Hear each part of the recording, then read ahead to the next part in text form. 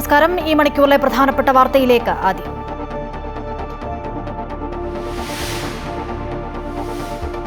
താമരശ്ശേരി ചുരത്തിലെ ഗതാഗത നിയന്ത്രണം നീക്കി, വാഹനങ്ങൾ കയറ്റിവിടും. ചരക്കു വാഹനങ്ങൾക്ക് പ്രത്യേക ക്രമീകരണം. ചുരത്തിൽ നിരീക്ഷണം തുടരും. തീരുമാനം കളക്ടർമാരുടെ യോഗത്തിൽ.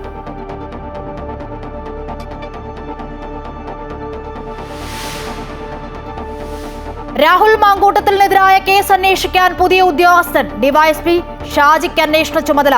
പാലക്കാട് എ ഗ്രൂപ്പ് യോഗം ചേർന്നെന്ന വാർത്ത നിഷേധിച്ച് ഷാഫി പറമ്പിൽ.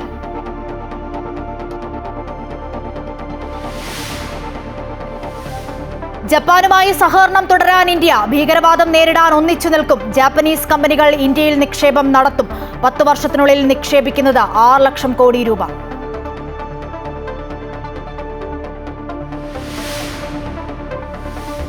രൂപയ്ക്ക് റെക്കോർഡ് തകർച്ച. ഡോളറിനെതിരെ രൂപയുടെ മൂല്യം 88.29 ചരിത്രത്തിലെ ഏറ്റവും താഴ്ന്ന നിരക്ക്. തിരിച്ചടിയായത് ഇന്ത്യൻ ഉൽപ്പന്നങ്ങൾക്കുമേൽ യുഎസിന്റെ 25% അധിക തീരുവ.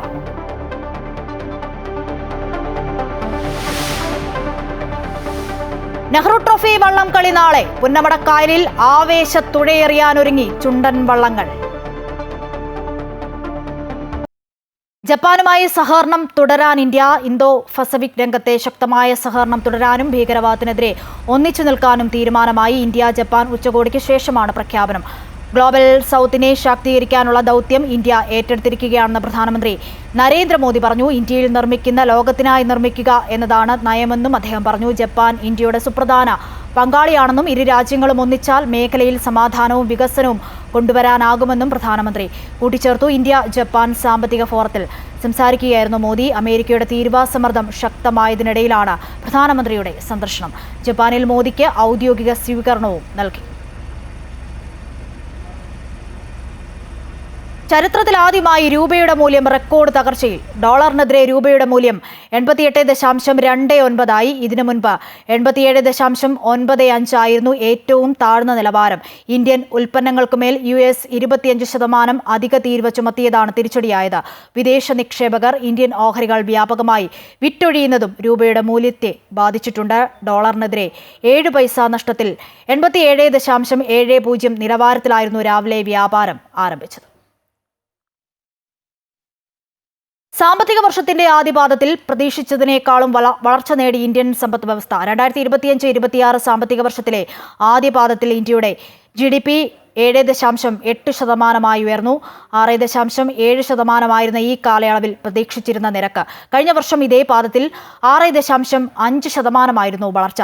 സ്റ്റാറ്റിക്സ് ആൻഡ് പ്രോഗ്രാം ഇംപ്ലിമേഷൻ മന്ത്രാലയമാണ് കണക്കുകൾ പുറത്തുവിട്ടത്. ഇതോടെ ഏറ്റവും വേഗത്തിൽ വളരുന്ന പ്രധാന സമ്പദ് വ്യവസ്ഥ എന്ന സ്ഥാനം ഇന്ത്യ നിലനിർത്തി. കഴിഞ്ഞ 5 പാദങ്ങളിലെ ഏറ്റവും ഉയർന്ന വളർച്ച കൂടിയാണ് ഇത്തവണത്തേത്.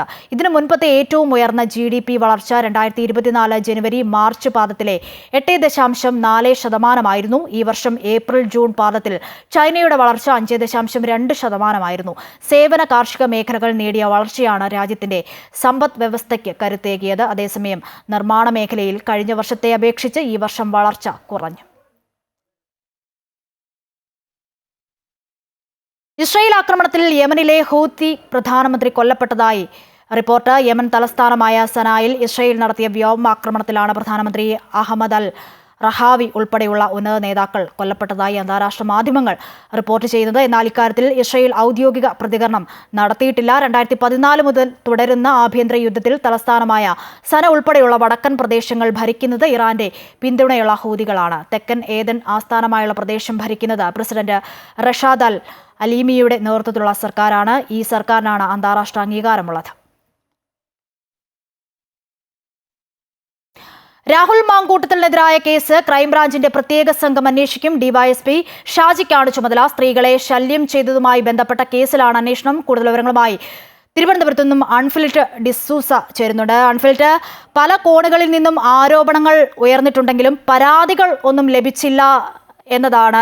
അതായത് അത് പാർട്ടി തന്നെ വ്യക്തമാക്കുന്നുണ്ട്. പരാതിയില്ലെങ്കിൽ എങ്ങനെയാണ് അന്വേഷണവുമായി മുന്നോട്ട് പോകുക എന്നതാണ്. എന്താണിത്, ഇതുമായി ബന്ധപ്പെട്ട് പോലീസ് നൽകുന്ന അല്ലെങ്കിൽ അന്വേഷണ സംഘം നൽകുന്ന ഒരു വിശദീകരണം, മറ്റു വിവരങ്ങൾ? രാഹുൽ മാങ്കൂട്ടത്തിൽ സ്ത്രീകളെ ശല്യപ്പെടുത്തിയതുമായി ബന്ധപ്പെട്ട് നിലവിൽ ഇപ്പോൾ ക്രൈംബ്രാഞ്ച് കേസ്, അതോടൊപ്പം തന്നെ രാഹുലിന്റെ വ്യാജ ID കാർഡ്, യൂത്ത് കോൺഗ്രസ് തെരഞ്ഞെടുപ്പുമായി ബന്ധപ്പെട്ട് വ്യാജ ID കാർഡ് ആരോപണം, ഈ രണ്ടും ഇപ്പോൾ കേസ് ക്രൈംബ്രാഞ്ചാണ് അന്വേഷിക്കുന്നത്. ഈ ക്രൈംബ്രാഞ്ചിന് ഇപ്പോൾ പ്രത്യേക സംഘത്തെയാണ്, അന്വേഷണ സംഘത്തെയാണ് രൂപീകരിച്ചിരിക്കുന്നത്. 4 അംഗ അന്വേഷണ സംഘമാണ് രൂപീകരിച്ചിരിക്കുന്നത്. ഡിവൈഎസ്പി ഷാജിക്കാണ് അന്വേഷണത്തിന്റെ ചുമതല. സൈബർ വിംഗ് CAയും കൂടി ഈ 4 അംഗ സംഘത്തിൽ ഉൾപ്പെടുത്തിയിട്ടുണ്ട്. അതായത് സ്ത്രീകളെ ശല്യപ്പെടുത്തിയതുമായി ബന്ധപ്പെട്ട ഈ രേഖകളൊക്കെ തന്നെയും, ചാറ്റ് ഉൾപ്പെടെയുള്ള രേഖകളൊക്കെ തന്നെ പരിശോധിക്കും. ശബ്ദരേഖ അടക്കമുള്ള രേഖകൾ പരിശോധിക്കുമെന്നാണ് മനസ്സിലാക്കുന്നത്. അതേസമയം കഴിഞ്ഞ ദിവസം കേരള കോൺഗ്രസ് നേതാവ് ഹഫീസ് നൽകി പരാതി നൽകിയിരുന്നുവെങ്കിൽ നേരിട്ട് ഹഫീസ് മൊഴി രേഖപ്പെടുത്താനായി മ്യൂസിയം പോലീസിലെത്തുകയും മൊഴി രേഖപ്പെടുത്തുകയും ഒക്കെ ചെയ്തിരുന്നു. അതേസമയം പുറത്തുനിന്ന് ഒരു പരാതി നേരിട്ട് ആരോപണ വിധേയരല്ലാതെ പുറത്തു നിന്നുള്ള ഒരാൾ പരാതിയുമായി വരുമ്പോൾ ആ കേസ് അന്വേഷിക്കാൻ പറ്റില്ല എന്ന് പോലീസ് നിയമോപദേശമൊക്കെ ലഭിച്ചിരുന്നു. എങ്കിലും ഇപ്പോൾ കഴിഞ്ഞ ദിവസമാണ് ഈ ഹഫീസ് പരാതി നേരിട്ട് നൽകുകയും തന്റെ കൈവശം ഉണ്ടായ രേഖകൾ എന്ന് പറയുന്നത് ഈ ശബ്ദരേഖ അടക്കമുള്ള രേഖകൾ അദ്ദേഹം പോലീസിന് കൈമാറുകയും ചെയ്തിരുന്നു. അപ്പോൾ പോലീസ് ആദ്യം ആ രീതിയിൽ നിയമോപദേശം ലഭിച്ചുവെങ്കിലും പോലീസ് അന്വേഷണവുമായി മുന്നോട്ട് പോകുമ്പോൾ തന്നെയാണ് നമ്മൾ മനസ്സിലാക്കുന്നത്. അതിന്റെ ഭാഗമായി തന്നെയാണ് ഇപ്പോൾ ക്രൈംബ്രാഞ്ചിന്റെ അന്വേഷണ സംഘം, പ്രത്യേക സംഘം രൂപീകരിക്കുകയും ഡിവൈഎസ്പി ഷാജിക്ക് അന്വേഷണ ചുമതല നൽകുകയും ചെയ്തിരിക്കുന്നത്. അതോടൊപ്പം തന്നെയും വ്യാജ ID കാർഡ് നിർമ്മാണവുമായി ബന്ധപ്പെട്ടും ക്രൈംബ്രാഞ്ച് രാഹുൽ മാങ്കൂട്ടത്തിനെതിരെ അന്വേഷണം നടത്തുന്നുണ്ട്. രാഹുലിന്റെ ഈ ശനിയാഴ്ച, അതായത് നാളെ രാഹുലിനോട് മൊഴി രേഖപ്പെടുത്താൻ എത്തണമെന്ന് നോട്ടീസ് നൽകിയിട്ടുണ്ട്.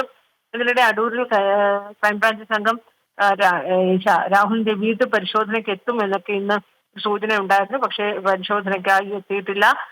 ആ 2 അന്വേഷണവും അത് ക്രൈംബ്രാഞ്ച് തന്നെ 2 രീതിയിൽ അന്വേഷണവുമായി മുന്നോട്ട് പോവുകയാണ് നിലവിൽ.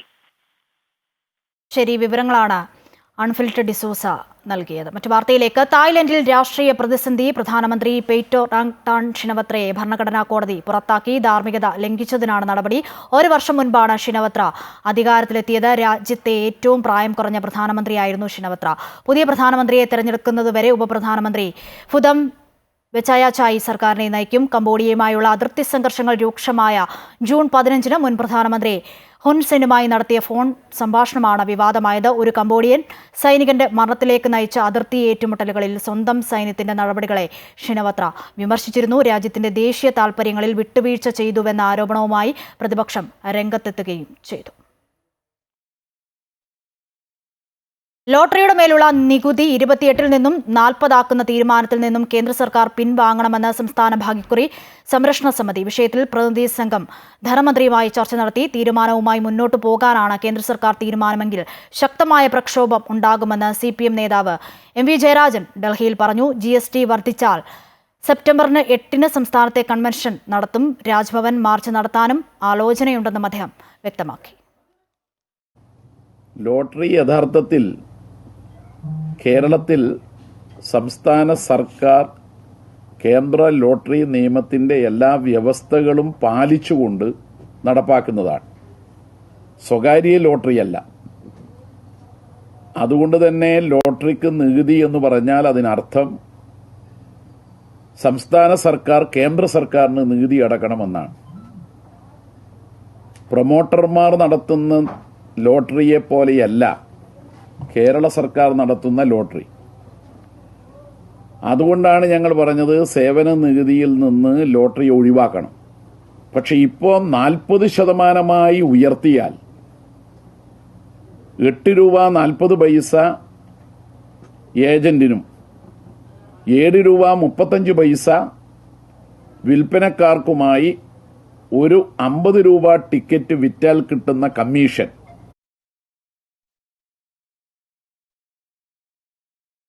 GSTക്ക് മുൻപുണ്ടായിരുന്ന വരുമാനം സംസ്ഥാനങ്ങൾക്ക് ഇപ്പോൾ ഇല്ലെന്നും GST വന്നതിന് ശേഷം ഒരു കുതിച്ചുചാട്ടവും ഉണ്ടായിട്ടില്ലെന്നും ധനമന്ത്രി KN ബാലഗോപാൽ.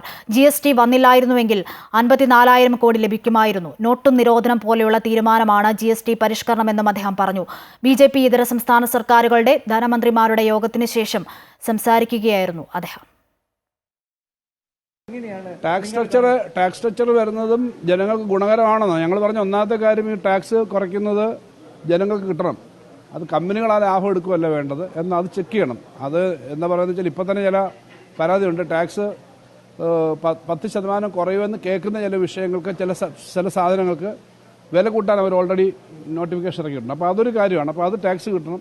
ടാക്സ് കുറയുന്നതിന് ഗുണം ഉപഭോക്താക്കൾക്ക് കിട്ടണം. രണ്ടാമത്തെ കാര്യം, രാജ്യത്താകെ ഒരു 3-4 ലക്ഷം കോടി രൂപയുടെ വരുമാനം കുറവ് വരാൻ സാധ്യതയുണ്ടെന്ന് പറയുന്നത്. ചിലർ പറയുന്നത് 2 ലക്ഷത്തിൻ്റെ ആണെന്ന്. അതിൻ്റെ കണക്ക് കൃത്യമായിട്ട് വന്നിട്ടില്ല. കണക്കുകൾ പഠിച്ചിട്ടായിരിക്കും GST കൗൺസിൽ വരിക. ഇതുവരെ എന്തായാലും കണക്ക് കിട്ടിയിട്ടില്ല. ഞാൻ ആ റേറ്റ് മണ്ണിടിച്ചിലുണ്ടായ താമരശ്ശേരി ചുരത്തിൽ ഗതാഗത നിയന്ത്രണം നീക്കി വാഹനങ്ങൾ കയറ്റിവിടും. മൾട്ടി ആക്സിൽ വാഹനങ്ങൾക്ക് നിരോധനം തുടരും. ജില്ലാ കളക്ടറുടെ അധ്യക്ഷതയിൽ ചേർന്ന യോഗത്തിലാണ് തീരുമാനം. വിവരങ്ങൾ നൽകാൻ MM രാഗേഷ് ഉണ്ട് കോഴിക്കോട് നിന്നും. രാഗേഷ്, 2 ദിവസം നീണ്ടുനിന്ന പ്രതിസന്ധി, ഇന്നിപ്പോൾ യോഗത്തിൽ എന്തൊക്കെ തീരുമാനമാണ് വന്നത്? വിവരങ്ങൾ.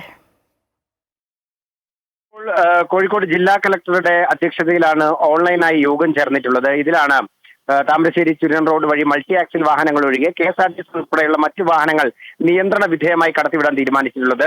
പോലീസിന്റെ നിയന്ത്രണത്തോടെയാണ് ഇരുഭാഗത്തു നിന്നും വരുന്ന വാഹനങ്ങൾ കൃത്യമായ സമയങ്ങളിൽ കടത്തിവിടുക, ഇടവിട്ട് കടത്തിവിടുക എന്നുള്ളതാണ് തീരുമാനം. ഈ പാത വഴി മൾട്ടി ആക്സിൽ വാഹനങ്ങൾക്ക് നിരോധനം തുടരാൻ തന്നെയാണ് ഇത്തരത്തിലൊരു യോഗത്തിൽ തീരുമാനിച്ചിട്ടുള്ളത്. അതായത് വരും ദിവസങ്ങളിൽ ഒരു ശക്തമായ മഴ ഉണ്ടാകുന്നില്ല എന്നുള്ളതാണ് ഒരു ജില്ലാ ഭരണകൂടം നൽകുന്ന സൂചന. അതുകൊണ്ട് തന്നെ ഇപ്പോൾ ഗതാഗതം നിയന്ത്രിക്കേണ്ടതില്ല എന്നുള്ളതാണ്. അതായത് കൃത്യമായ ഇടവേളകളിലൂടെ ഇരുവശത്തേക്കുള്ള വാഹനങ്ങളെ കടത്തിവിടാനാണ് തീരുമാനിച്ചിട്ടുള്ളത്. മഴ ശക്തമാകുന്ന ഒരു സാഹചര്യമാണെങ്കിൽ വാഹനങ്ങൾക്ക് നിയന്ത്രണം ഏർപ്പെടുത്താനും തീരുമാനിച്ചിട്ടുണ്ട്. ഏതായാലും റോഡിന് മുകളിലായി പാറയുടെ സ്ഥിതി പരിശോധിക്കാനായി നിലവിലുള്ള GPR സംവിധാനത്തെ ഉപയോഗപ്പെടുത്താനാണ് തീരുമാനിച്ചിട്ടുള്ളത്. ഇതിനായി Kozhikode national institute of technology civil engineering വിഭാഗവുമായി ബന്ധപ്പെട്ട് നടപടി കൈക്കൊള്ളാനും ഉദ്യോഗസ്ഥർക്ക് നിർദ്ദേശം നൽകിയിട്ടുണ്ട്. പാറയുടെ ഡ്രോൺ പടങ്ങൾ ഉൾപ്പെടെ എടുത്ത് സ്ഥിതിഗതികൾ വിലയിരുത്താനാണ് ഇപ്പോൾ യോഗം തീരുമാനിച്ചിട്ടുള്ളത്. ചുരം വ്യൂ പോയിന്റിൽ നിയന്ത്രണമുണ്ട്. ഇവിടെ വാഹനങ്ങൾ നിർത്തുന്നതിനും ഒപ്പം തന്നെ സഞ്ചാരികൾ നിന്ന് കാഴ്ച കാണുന്നതിനും സമയം ചെലവിടുന്നതിനും ഉൾപ്പെടെ നിയന്ത്രണം ഏർപ്പെടുത്തിയിട്ടുണ്ട്. അഗ്നിരക്ഷാസേനയുടെ യൂണിറ്റ് ചുരത്തിൽ തന്നെ ഉണ്ടാകും. ഒപ്പം തന്നെ സ്ഥലത്ത് ആവശ്യത്തിനുള്ള വെളിച്ചത്തിനുള്ള സംവിധാനമുണ്ട്. ഈ സംവിധാനവും തുടരാനാണ് നിലവിൽ തീരുമാനിച്ചിട്ടുള്ളത്.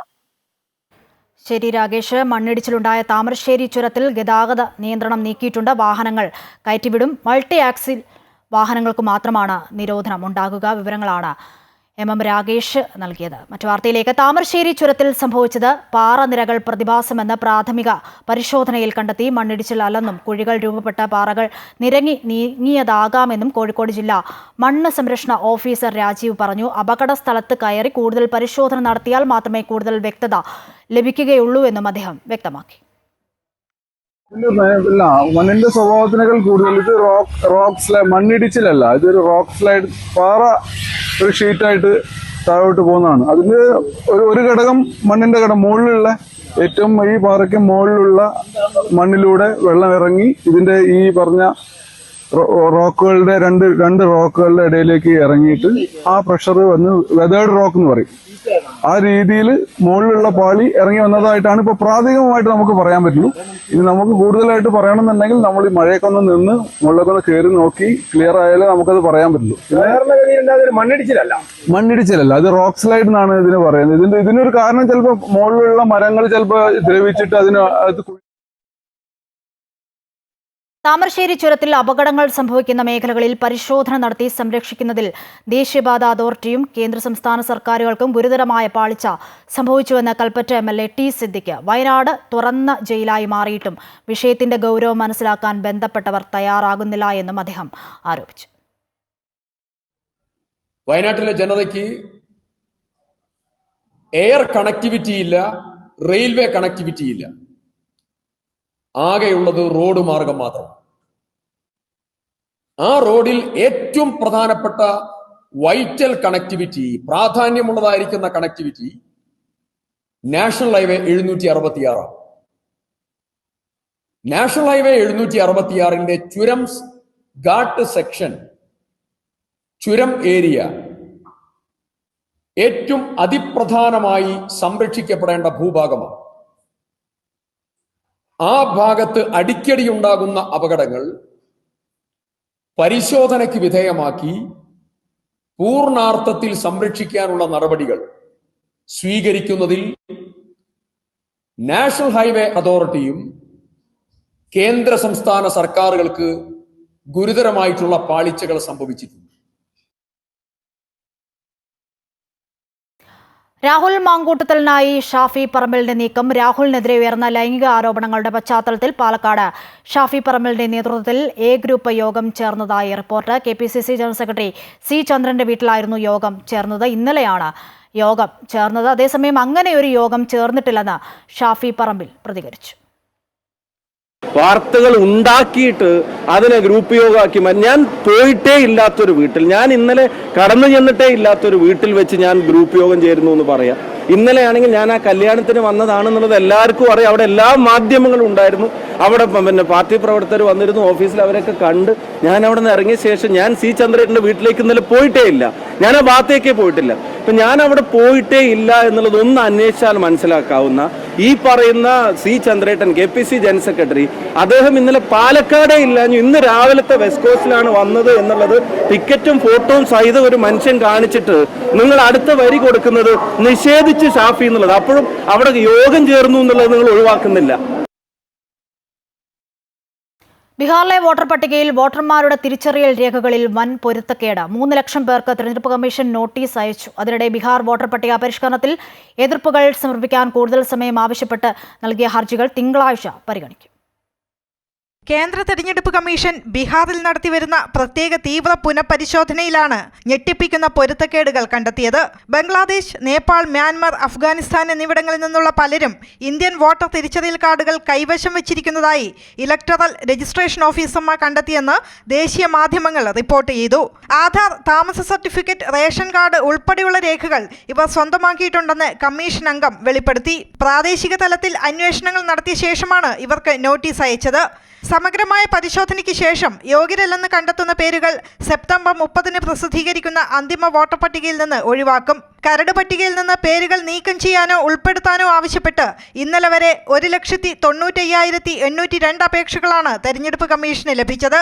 ഇതിൽ 24,991 അപേക്ഷകൾ തീർപ്പാക്കി. അതിനിടെ വോട്ടർ പട്ടിക പരിഷ്കരണത്തിൽ എതിർപ്പുകൾ സമർപ്പിക്കാൻ കൂടുതൽ സമയം ആവശ്യപ്പെട്ട് നൽകിയ ഹർജികൾ തിങ്കളാഴ്ച സുപ്രീംകോടതി പരിഗണിക്കും. എതിർപ്പുകളും അവകാശവാദങ്ങളും സമർപ്പിക്കാൻ അടുത്ത മാസം 1 വരെ സമയം നൽകണമെന്നാവശ്യപ്പെട്ടാണ് ഹർജികൾ. RJD ഉൾപ്പെടെയുള്ള രാഷ്ട്രീയ പാർട്ടികൾ നൽകിയ ഹർജിയാണ് തിങ്കളാഴ്ച പരിഗണിക്കുക. അടിയന്തരമായി പരിഗണിക്കണമെന്ന് ഹർജിക്കാർ ആവശ്യപ്പെട്ടതോടുകൂടിയാണ് കോടതിയുടെ ഇടപെടൽ. News desk Amrita news. ADM Naveen ബാബുവിന്റെ മരണത്തിൽ പുനരന്വേഷണം ആവശ്യപ്പെട്ട് കുടുംബം നൽകിയ ഹർജി കോടതി തള്ളി. കുടുംബത്തിന്റെ വാദങ്ങൾ നേരത്തെ മേൽക്കോടതികൾ പരിശോധിച്ചതാണ്. Kannur judicial first class magistrate കോടതിയും വ്യക്തമാക്കിയിട്ടുണ്ട്. പോലീസ് അന്വേഷണത്തിൽ വീഴ്ചയുണ്ടായെന്ന വാദം കോടതി അംഗീകരിച്ചില്ല. കേസ് വിചാരണ നടപടികൾക്കായി തലശ്ശേരി സെഷൻസ് കോടതിയിലേക്ക് മാറ്റി. കേസിൽ പ്രത്യേക അന്വേഷണ സംഘം സമർപ്പിച്ച കുറ്റപത്രത്തിൽ പ്രതിക്ക് അനുകൂലമായ പഴുതുകൾ ഉണ്ടെന്നായിരുന്നു നവീൻ ബാബുവിന്റെ കുടുംബത്തിന്റെ വാദം. ഡിജിറ്റൽ തെളിവുകൾ ഉൾപ്പെടെ പോലീസ് ശേഖരിച്ചില്ലെന്നും കേസിൽ തുടരന്വേഷണം വേണമെന്നുമായിരുന്നു ഹർജിയിൽ കുടുംബത്തിന്റെ ആവശ്യം. എന്നാൽ ഹൈക്കോടതിയും സുപ്രീം കോടതിയും തള്ളിയ വാദങ്ങൾ ഹർജിയിൽ പരാതിക്കാരൻ വീണ്ടും ആവർത്തിക്കുകയാണെന്നായിരുന്നു Kannur judicial first class magistrate കോടതിയുടെ നിരീക്ഷണം. ആലപ്പുഴ നഗരസഭയിൽ അമൃത് പദ്ധതിയിൽ ഉൾപ്പെടുത്തി നിർമ്മാണം പൂർത്തീകരിച്ച നെഹ്റു ട്രോഫി പാലത്തിന്റെ ഉദ്ഘാടനം തദ്ദേശ സ്വയംഭരണ വകുപ്പ് മന്ത്രി MP രാജേഷ് നിർവഹിച്ചു. നെഹ്റു ട്രോഫി ഫിനിഷിംഗ് പോയിന്റിൽ കാണികൾക്കായി അടുത്ത വർഷം സ്ഥിരം പവലിയൻ നിർമ്മിക്കുമെന്ന് തദ്ദേശ സ്വയംഭരണ വകുപ്പ് മന്ത്രി MP രാജേഷ് പറഞ്ഞു. 3.5 കോടി രൂപ ചിലവിലാണ് പാലത്തിന്റെ നിർമ്മാണം പൂർത്തീകരിച്ചത്. നിർമ്മാണ ചിലവിൽ 2,04,00,000 സംസ്ഥാന സർക്കാരും മുനിസിപ്പാലിറ്റിയും ചേർന്നാണ് വഹിച്ചത്. 1.46 കോടി അമൃത് പദ്ധതി വഴിയും ലഭിച്ചു. മന്ത്രിസഭയുടെ പ്രത്യേക അനുമതിയോടെയാണ് പാലം യാഥാർത്ഥ്യമാക്കിയത്.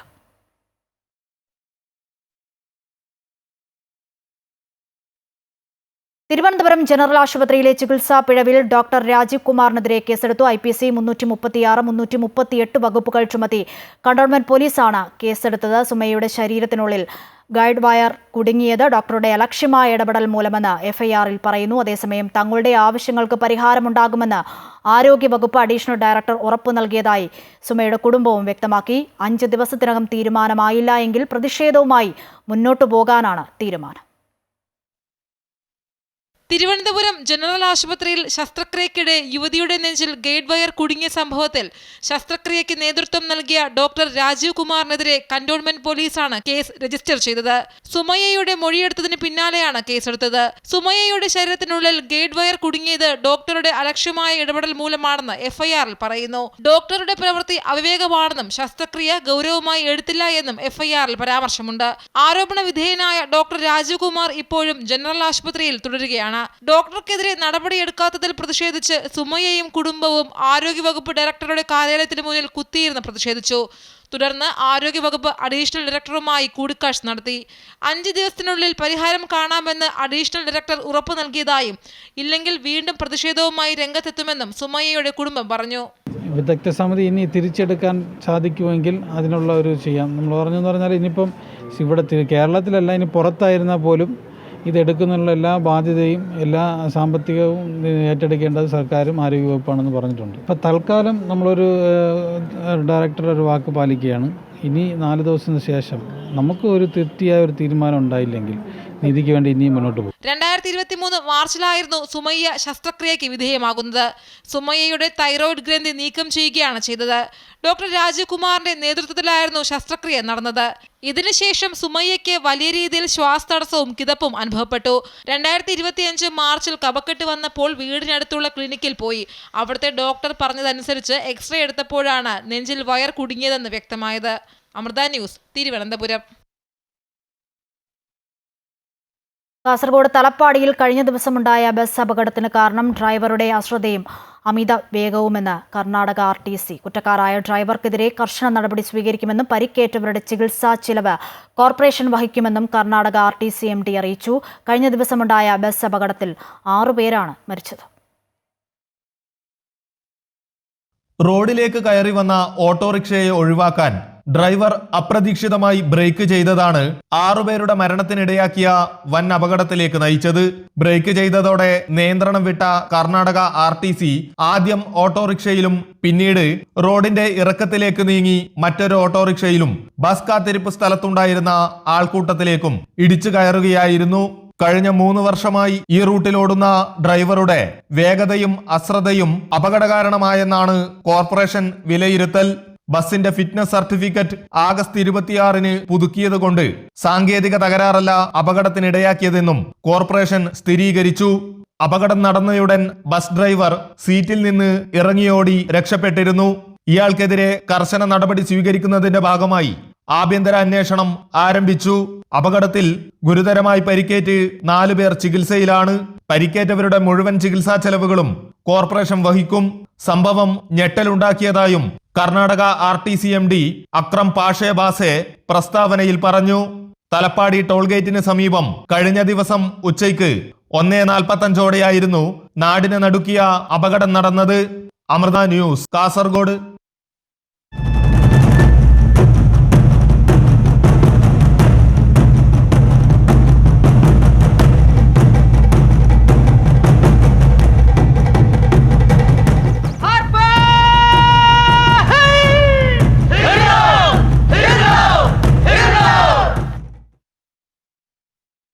ജലോത്സവ പ്രേമികൾ കാത്തിരിക്കുന്ന നെഹ്റു ട്രോഫി വള്ളംകളി നാളെ പുന്നമടക്കായലിൽ നടക്കും. മാസങ്ങളുടെ പരിശീലനത്തിന് ശേഷം ചുണ്ടൻ വള്ളങ്ങൾ കായൽ പരപ്പിൽ പോരാട്ടത്തിനിറങ്ങുമ്പോൾ അത് കാണികൾക്കും ആവേശമാകും. വിവിധ വിഭാഗങ്ങളിലായി മാറ്റുരയ്ക്കുന്നത് 71 വള്ളങ്ങൾ. ചുണ്ടൻ വിഭാഗത്തിൽ മാത്രം ഉള്ളത് 21 വള്ളങ്ങൾ.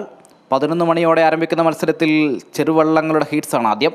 ഉച്ച കഴിഞ്ഞ് 2-ന് നടക്കുന്ന ഉദ്ഘാടന സമ്മേളനത്തിന് ശേഷമാകും ചുണ്ടൻ വള്ളങ്ങളുടെ ഹീറ്റ്സ് മത്സരങ്ങളും ചെറുവള്ളങ്ങളുടെ ഫൈനൽ മത്സരങ്ങളും നടക്കുക. ചുണ്ടൻ വള്ളങ്ങളുടെ മത്സരത്തിൽ 6 ഹീറ്റ്സുകളാണുള്ളത്. ആദ്യ 4 ഹീറ്റ്സുകളിൽ 4 വീതം വള്ളങ്ങളും 5-ാമത്തെ ഹീറ്റ്സിൽ 3 വള്ളങ്ങളും 6-ാമത്തെ ഹീറ്റ്സിൽ 2 വള്ളങ്ങളുമാണ് മത്സരിക്കുക. മികച്ച സമയം കുറിച്ച് ആദ്യമെത്തുന്ന 4 വള്ളങ്ങളാണ് നെഹ്റു ട്രോഫിക്ക് വേണ്ടിയുള്ള ഫൈനൽ പോരാട്ടത്തിനിറങ്ങുക. ചെറുവള്ളങ്ങളുടെ എല്ലാ ഭാഗങ്ങളിലും ഫിനിഷ് ചെയ്യുന്ന സമയം പരിഗണിച്ചാണ് ജേതാക്കളെ തീരുമാനിക്കുന്നത്. സമയക്രമം പൊതുജനത്തിന് കാണാനാകും വിധം സ്ക്രീനിൽ പ്രദർശിപ്പിക്കും. നമ്മൾ ഈ പ്രാവശ്യം പ്രചാരണ രംഗത്ത് വലിയ മാറ്റങ്ങളാണ്, കാതലായ മാറ്റങ്ങൾ വരുത്തിയിട്ടുണ്ട്. നമ്മുടെ കേരളത്തിന് പുറത്തേക്ക് ഉൾപ്പെടെ പ്രചാരണം സംഘടിപ്പിക്കാൻ നമുക്ക് സാധിച്ചിട്ടുണ്ട്. നമ്മൾ ഈ പ്രാവശ്യം കർശനമായ സുരക്ഷാ ക്രമീകരണമൊക്കെ ഏർപ്പെടുത്തിയിട്ടുണ്ട്. സ്പീഡ് ബോട്ടുകളുടെ സഞ്ചാരത്തിലും ഡ്രോണുകളുടെ ഉപയോഗത്തിൽ കർശനമായ നിയന്ത്രണം ഉറപ്പുവരുന്നതാണ്. ടൈമേഴ്സ് കൃത്യതയോടെ ടൈം സ്ക്രീനിൽ പ്രദർശിപ്പിക്കുകയും ഫിനിഷിംഗ് പോയിന്റ് ടച്ച് ചെയ്യുന്ന വള്ളങ്ങളുടെ സ്ഥാനക്രമം അനുസരിച്ച് 1, 2, 3 സമയക്രമം കൃത്യമായി പൊതുജനം കാണും വിധം സ്ക്രീനിൽ പ്രദർശിപ്പിക്കും. വള്ളങ്ങളുടെ സമയക്രമം ഇനി മുതൽ മിനിറ്റിനും സെക്കൻഡിനും ശേഷം മില്ലി സെക്കൻഡായി നിജപ്പെടുത്തും. ഒന്നിലധികം വള്ളങ്ങൾ ഒരേ സമയം ഫിനിഷ് ചെയ്തിട്ടുള്ളതായി കണ്ടാൽ നറുക്കെടുപ്പിലൂടെ വിജയം നിശ്ചയിക്കും. 6 മാസം വീതം നെഹ്റു ട്രോഫി കൈവശം വയ്ക്കാനായി തീരുമാനമെടുക്കുവാൻ ആദ്യ 6 മാസം ആർക്കെന്നത് നറുക്കെടുപ്പിലൂടെ നിശ്ചയിക്കും. പുന്നമട എല്ലാ അർത്ഥത്തിലും ഒരുങ്ങിക്കഴിഞ്ഞിരിക്കുന്നു. ഇനി അറിയേണ്ടത് ഒന്ന് മാത്രം, ഈ വർഷത്തെ ജലരാജാവാര്. ഇനി അവശേഷിക്കുന്നത് അതിനായുള്ള കാത്തിരിപ്പിൻ്റെ മണിക്കൂറുകൾ മാത്രമാണ്. പുന്നമടയിൽ നിന്നും ആദർശനൊപ്പം അജയ്നാഥ്, അമൃത ന്യൂസ്. കുട്ടനാട്ടുകാർക്ക് വള്ളംകളി വെറുമൊരു മത്സരമല്ല, ജീവനും ജീവിതവും പോരാട്ടവുമാണ്. മാസങ്ങളുടെ പരിശീലനത്തിന് ശേഷം ചുണ്ടൻ വള്ളങ്ങൾ നീറ്റിലിറങ്ങുമ്പോൾ തുഴച്ചിൽക്കാർക്കും ക്ലബ്ബുകാർക്കും കരക്കാർക്കും സ്വപ്ന സാക്ഷാത്കാരം കൂടിയാണ്. മാസങ്ങൾ നീണ്ട കാത്തിരിപ്പ്, കഠിന പരിശീലനം, മറ്റെല്ലാം മറന്ന ജീവിതം തന്നെ നെഹ്റു ട്രോഫി വിജയമെന്ന ലക്ഷ്യത്തിലേക്ക് കേന്ദ്രീകരിച്ച എണ്ണമറ്റ ദിനങ്ങൾ. ഒടുവിൽ ഇനി അവശേഷിക്കുന്നത് മണിക്കൂറുകൾ മാത്രം.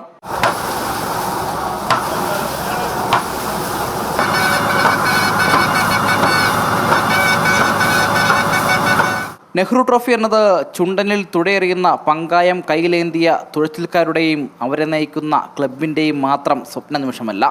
കൂട്ടിയും കിഴിച്ചും കണക്കുകൂട്ടിയും ചുണ്ടനെ കണ്ണിലെ കൃഷ്ണമണി പോലെ കാത്ത് ഒപ്പം നിന്ന ഒരു കരയിലെയാകെ ജനതയുടെ കൂടി പ്രതീക്ഷ നിറഞ്ഞ കാത്തിരിപ്പിൻ്റെ നിമിഷം കൂടിയാണ്.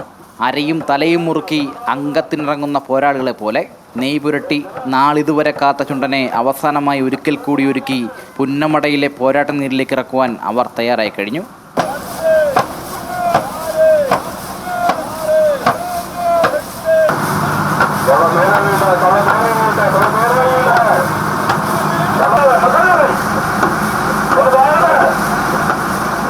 കുട്ടനാടുകാർക്ക് ഇത് ജീവിത പോരാട്ടമാണ്.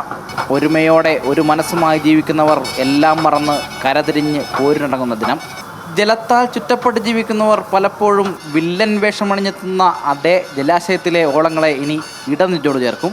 തങ്ങളുടെ കരയിലെ സ്വപ്നവും പേറി തുഴയെറിഞ്ഞെത്തുന്ന പോരാളികൾക്കും വള്ളത്തിനു മുന്നിൽ വഴിമാറി കൊടുക്കണേ എന്ന പ്രാർത്ഥനയുമായി ഇനി അവശേഷിക്കുന്നത് മണിക്കൂറുകൾ മാത്രം. ഒരു വർഷം നീണ്ട കാത്തിരിപ്പ് അവിടെ അവസാനിക്കും. പുന്നമടയുടെ ആഴങ്ങളിൽ മുങ്ങിയും ഇരുകരകളിലും ചിമ്മാതെ കണ്ണെറിഞ്ഞും ആ ജനതയാകെ കാത്തിരിക്കുകയാണ്. ഇനിയുള്ള ആവേശമെല്ലാം പുന്നമടയിലെ ആ ഓളങ്ങൾ റിപ്പോർട്ട് ചെയ്യും, പല ദിശയിൽ നിന്ന് പല ക്യാമറ കണ്ണുകളിലൂടെ. അതുവരെ മാത്രം ഒരു സൈൻ ഓഫ്. ആലപ്പുഴയിൽ നിന്നും ക്യാമറമാൻമാരായ വിനോദ് ഒരുവരയ്ക്കും ആദർശനും വളയം തിരിച്ച് വഴിതെളിച്ച എസ് ഹനീഷിനുമൊപ്പം അജയ്നാഥ്, അമൃത ന്യൂസ്.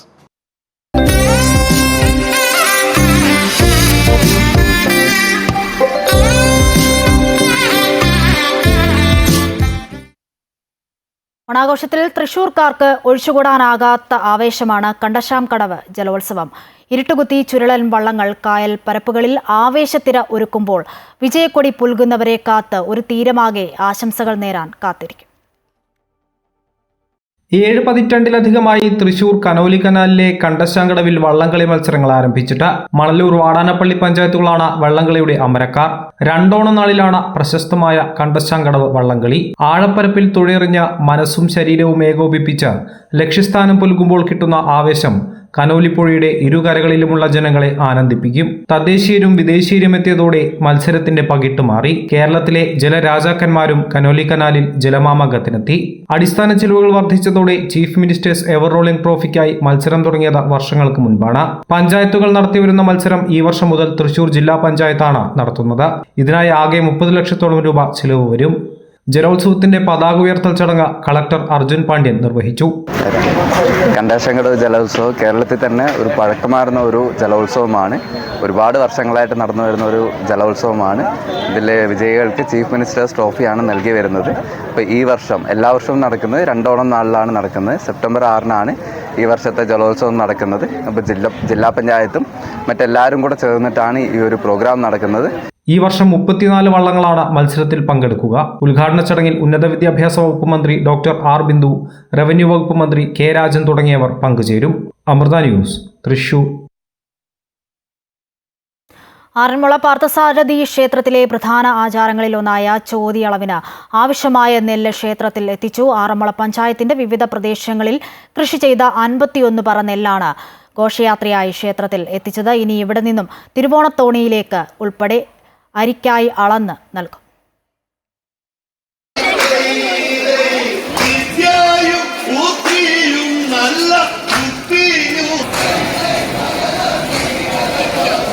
ആറന്മുള മല്ലപ്പുഴശ്ശേരി, തോട്ടപ്പുഴശ്ശേരി, നാരങ്ങാനം ഭാഗങ്ങളിലെ വയലുകളിൽ കൃഷി ചെയ്തു കിട്ടിയ ആദ്യകറ്റകൾ ആറന്മുളയിലെ കാർഷിക സംസ്കൃതിയുടെ പ്രതീകമായ പുത്തരിയാലിൻ ചുവട്ടിലെത്തിച്ചു.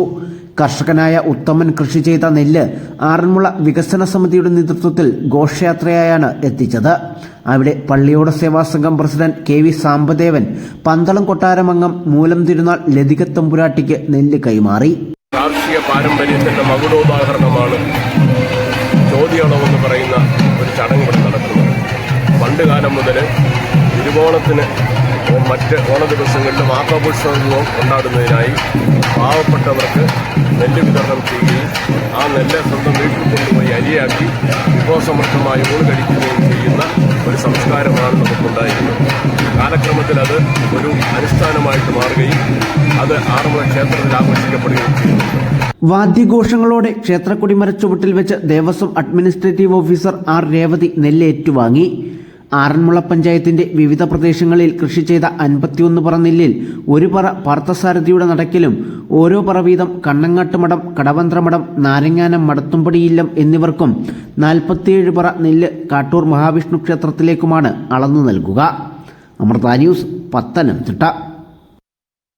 മുത്തശ്ശിമാരുടെ പകൽ വീട്ടിൽ ഓണാഘോഷങ്ങൾക്ക് തുടക്കമായി. കൊല്ലം പട്ടത്താനത്തെ പകൽ വീട്ടിലാണ് കളിച്ചിരിയും പാട്ടും നൃത്തവുമായി അവർ ഒത്തുകൂടിയത്. പലർക്കും സ്കൂൾ കോളേജ് കാലഘട്ടത്തിലേക്കുള്ള ഒരു തിരിച്ചുപോക്കു കൂടിയായിരുന്നു ഈ ആഘോഷങ്ങൾ.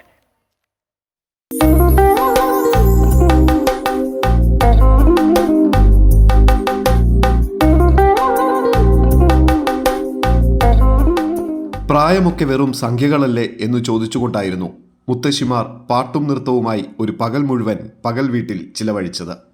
വിശേഷങ്ങൾ തിരക്കിയപ്പോൾ ചിലർക്ക് പക്ഷേ മുത്തശ്ശിമാർ എന്ന് വിളിച്ചതിൻ്റെ പരിഭവം പറച്ചിൽ. ഞങ്ങൾ മുത്തശ്ശിമാരല്ല വെച്ചാൽ ഞങ്ങളുടെ ജീവിതത്തിൽ ഞങ്ങൾക്ക് കൊച്ചുമക്കൾ 4 എണ്ണം ഉണ്ട്. അത് 12ാം ക്ലാസ് തൊട്ട് 8ാം ക്ലാസ് വരെയുള്ള മക്കളാണ്. എന്നിരുന്നാൽ തന്നെ ഞങ്ങൾ മനസ്സുകൊണ്ട് ഇപ്പോഴും SM കോളേജിലെ കുട്ടികളുടെ കൂടെയുള്ള ആ പ്രായക്കാരാണ്. ഞങ്ങൾ ടീച്ചേഴ്സ് ആയതുകൊണ്ട് ഞങ്ങൾ ചെറുപ്പമാണ്. ഞങ്ങളുടെ മനസ്സ് എപ്പോഴും ചെറുപ്പമാണ്. We are all young at heart. Dance class ഉണ്ട്, സൂംബ ഉണ്ട്, യോഗ ഉണ്ട്, സംഗീത ക്ലാസ് ഉണ്ട്. ഞങ്ങൾ എല്ലാത്തിലും പങ്കെടുക്കും. ഒരിക്കലും പ്രായത്തിന് മുൻപിൽ ഞങ്ങൾ തോറ്റു കൊടുക്കില്ല.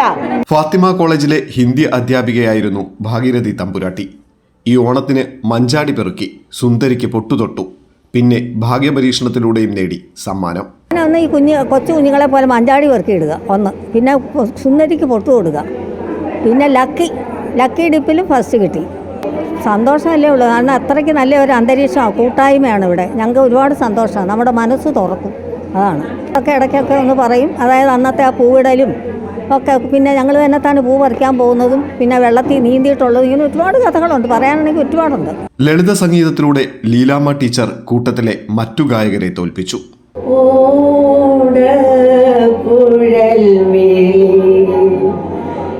വിളിച്ചുണർത്തും ഞാൻ എന്നെ മറന്നോ നീ പൂവേ. തീർന്നില്ല. പാട്ടും തിരുവാതിരകളിയും ഒക്കെ ഓണവിഭവങ്ങളായി. മധുരിക്കുന്ന ഓർമ്മകളിലേക്ക് ഈ മുത്തശ്ശിമാരെ കൂട്ടിക്കൊണ്ടുപോയി. 17 വർഷങ്ങൾക്ക് മുൻപാണ് പകൽ വീട് ജനിക്കുന്നത്. 50 വയസ്സിനു മുകളിൽ പ്രായമുള്ള 30ഓളം മുത്തശ്ശിമാരുണ്ട് ഇപ്പോൾ ഈ കുടുംബത്തിൽ.